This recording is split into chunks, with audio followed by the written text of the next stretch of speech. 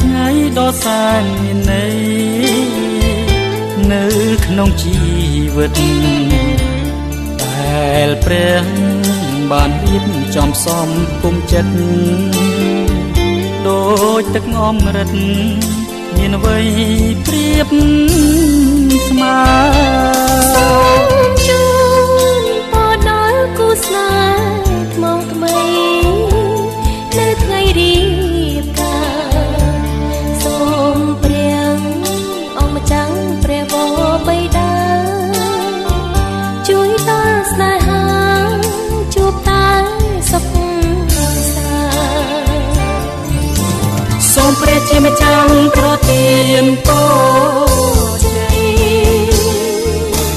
ប្រទានសិរីរុងរឿងការសូមជួបតែសុភមង្គលគ្រប់វេលាឲ្យបានជួបតែក្តីសុខសាន្តនៅក្នុងគ្រួសារ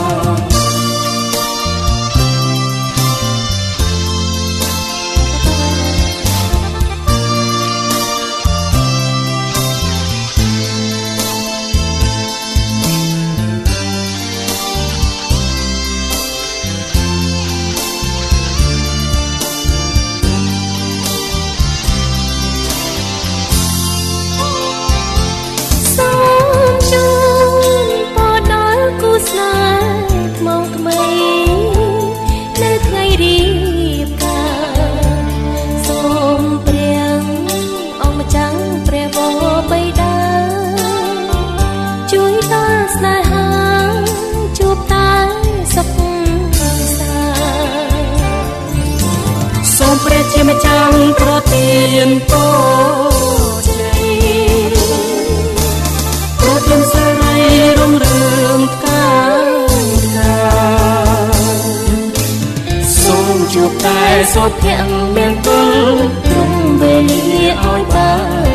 នជួបតែក្តីសុខសាន្តនៅក្នុងគ្រួសារយើងខ្ញុំសូមជូនពរដល់គូស្វាមីភរិយាថ្មីនៅថ្ងៃរៀបការ